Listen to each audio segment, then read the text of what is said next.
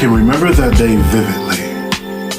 The sweltering heat in Georgia, early June. I think it was a little after 12 on a Saturday afternoon.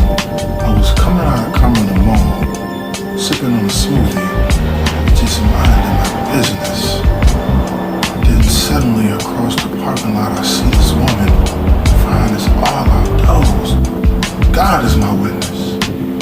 You see, in my 20s, my approach was relentless. I'm a little more seasoned now in my 40s, so I practice much resistance. And although I'm only seeing her from a distance, and my libido has insisted, it was at that moment I realized that I had to have it. Like a bull seeing red, I was prepared to attack it. So at this point, I pick up my pace. I guess you can say this is a part of the chase, but I mustn't close in too fast because I don't want to violate her space. She must have felt me approaching because she turned around and said with a frown, "What the hell do you want?" While we're in the midst of a growing crowd. Now me embarrassed, remaining calm. "Excuse me, sweetheart. There is no need to be alarmed. I am not here to cause you any harm. All I wanted was an introduction. My deepest apologies for the interruption." She smiled, gave me the once-over and simply responded, "It's okay, baby. It's just that today some of these men have forgotten how to approach a lady." Smooth, caramel complected skin, 5'9". Could have been closer to 5'10", all hips, full hips. She had a little bit of this. Y'all call it rose, I call it leverage. Oh, I love that shit. But never mind all that though. For my taste, the package was definitely complete. I would have been so disappointed in myself if I had not at least come over here and speak. But at that moment, on her finger, I noticed she had a ring. But keep in mind, I only came here for an introduction, so that I really didn't mean a thing. So her name was Savannah. She's originally from Atlanta. Her husband's in the military and they recently moved back here from Alabama.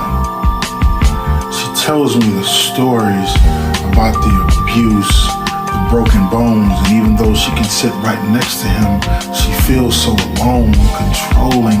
He wants her at home, but yet it's in the streets is where he roams. Now it's obvious to me this woman is under enormous amounts of pressure and stress.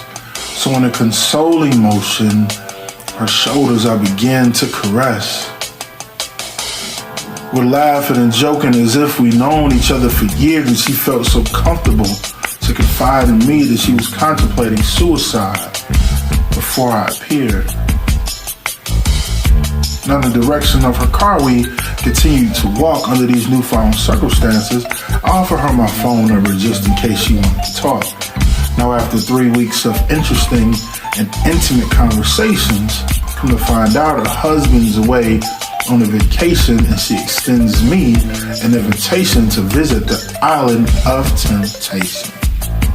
Now 3 weeks ago, there wouldn't have been the reason for me to contemplate, but now coming to my senses, that's blatant adultery, a move I insisted I could not make. She said, "I grilled salmon and asparagus, can I bring you a plate?" Oh shit, my favorite fish? Oh well, what the hell, it's at the 12 and I have 8. Girl, my stomach is in my back, I don't know if I can wait, so I gave her 45 minutes. And gentlemen, I am not afraid to admit it, I had to go and get to know myself right quick, just to be better equipped to resist it. On cue, arriving at my door wearing nothing but a trench coat in June. Never mind that plate, what's needed now is prayer and hope. Because what if her husband's not on vacation and she was followed? And here he comes strapped with gaps with tips that's hollow. You know what? I like her, but I love me. But that would have been an outcome way too difficult for me to swallow. So I'm gonna let this woman in my house.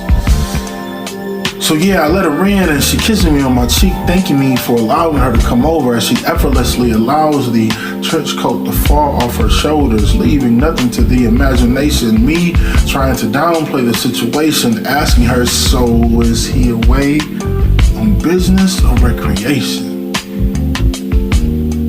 Sitting on the couch, she begins to rub on my spot. I felt an instant blood rush go straight to my leg, thinking about the plethora of positions I can have this woman if she gets in my bed. Feeling overwhelmed, I retreat to the kitchen just to clear my head. And it was then I had the epiphany. Returning, I said to her, I cannot do this. This is not the way I was raised. My mama said a disobedient child will not live to see the half of his days. And she looked at me disappointed yet amazed. Harold, you are one man that I will never forget. And I'm thinking it was because I was being nothing but a gentleman and treating her with respect. She said, no, had you had sex with me, that would have been a decision you would have soon enough regret. Now me perplexed, not knowing what to do or say next, she just grabs her coat, and as she walks out the door, she turns around and says, I'm dying of AIDS, and my husband doesn't even know it yet.